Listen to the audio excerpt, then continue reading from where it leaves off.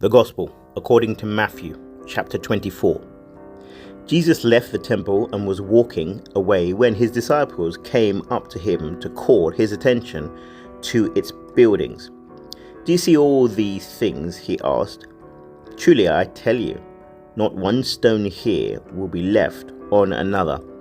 Every one will be thrown down." As Jesus was sitting on the Mount of Olives, the disciples came to him privately. "Tell us," they said, "when will this happen?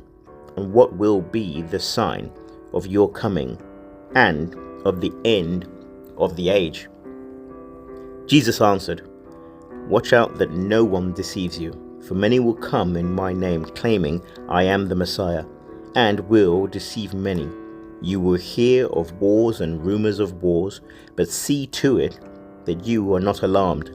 Such things must happen, but the end is still to come. Nation will rise against nation and kingdom against kingdom. There will be famines and earthquakes in various places. All these are the beginning of birth pains.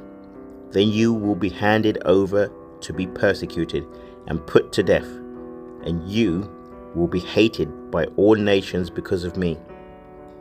At that time, many will turn away from the faith and will betray and hate each other. And many false prophets will appear and deceive many people because of the increase of wickedness. The love of most will grow cold, but the one who stands firm to the end will be saved. And this gospel of the kingdom will be preached in the whole world as a testimony to all nations, and then the end will come. So when you see standing in the holy place the abomination that causes desolation spoken of through the prophet Daniel, let the reader understand. Then let those who are in Judea flee to the mountains. Let no one on the housetop go down to take anything out of the house. Let no one in the field go back to get their cloak. How dreadful it will be in those days for pregnant women and nursing mothers. Pray that your flight will not take place in winter or on the Sabbath, for then there will be great distress, unequaled from the beginning of the world until now, and never to be equaled again. If those days had not been cut short, no one would survive. But for the sake of the elect, those days will be shortened. At that time, if anyone says to you, 'Look, here is the Messiah,' or 'There he is,' do not believe it.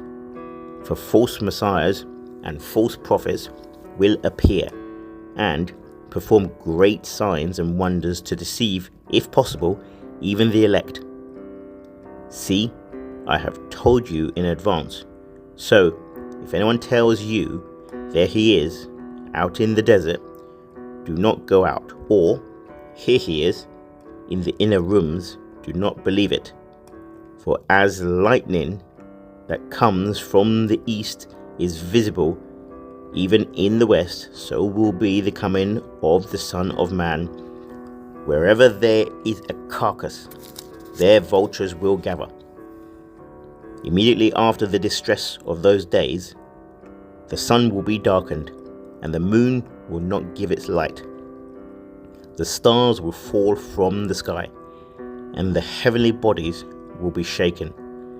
Then will appear the sign of the Son of Man in heaven. And then all the peoples of the earth will mourn when they see the Son of Man coming on the clouds of heaven with power and great glory. And he will send his angels with a loud trumpet call, and they will gather his elect from the four corners, from one end of the heavens to the other. Now learn this lesson from the fig tree. As soon as its twigs become tender and its leaves come out, you know that summer is near.